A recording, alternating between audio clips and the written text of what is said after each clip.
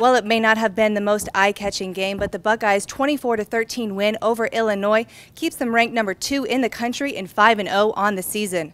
Well, some costly injuries to report. Senior linebacker Tyler Moeller ended the game with a season-ending injury. He left in the first quarter, and then in the third quarter, Terrell Pryor left the game but later returned with a mild quadricep strain. Head coach Jim Tressel talked about the status of the Buckeyes and his overall thoughts on their performance against Illinois. I thought they did a very nice job preparing for us. They utilized that couple extra practice days to get to know us, and I thought they played very, very well. I thought our guys dug in and fought and played within the confines of the game and the situation, which was a little bit of a chess game from a weather standpoint and you know, that type of thing. And I thought our guys adjusted and thought our defense showed great poise. I would expect every day he'll get closer to 100%. I don't know who's 100% after 5 games, you know, that has as much wear and tear as a guy that has his hands on the ball, but I think he'll be fine. And, you know, he was giving us 30 plays a game and that type of thing, and just caught, you know, a guy the wrong way, and that not all the way rehabbed injury, you know, just couldn't handle that, and you know, you just feel terrible about it, and you know, we're from his standpoint specifically, we're going to appeal for a hardship. The Buckeyes will spend this week preparing to take on the Indiana Hoosiers, who are 3-1. Their only loss of the season came down to the wire this past weekend against the Michigan Wolverines.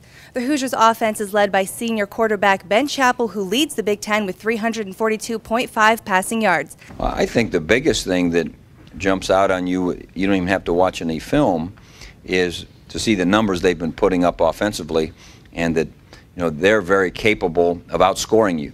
You know, that they're sitting there at 3-1 and feel as if they should be 4-0, and can't wait for the next time out. They've got good leadership. They've got good older guys, especially over on that offensive side. On Saturday, Dexter Larimore might have had his best game of the season. Currently, he leads the defensive line in tackles, and he leads the team in tackles for loss. He shared his thoughts on taking on this Indiana Hoosier offense. You know, the biggest thing is being able to get 4-man pressure. You know, I think that's, you know, the teams that are successful against them, they're able to get 4-man pressure. They're able to, you know, have their D-line, you know, beat their O-line. You know, and it's a tough challenge. You know, they have great, you know, offensive linemen. They haven't given up very many sacks this year, so it is going to be a tough challenge. But I think that is kind of the key, because, you know, if you watch the teams that, you know, start throwing the, you know, extra man in there, or, you know, start, you know, being able to, you know, go 6-man pressures, you know, stuff like that, you know, then you're only dropping, you know, 5 or 6 back, and, you know, if you drop 5 or 6 back on this guy, you know, he's going to pick you apart. The guys up front on defense, while they know they're going to be needing a lot of rest this week because they're going to be rushing the passer a bunch, they also know that, you know, with that goes the perils of draws and screens and the zone read things that they do. They run that pistol and they bend it back a little bit, and so you have to be run sound.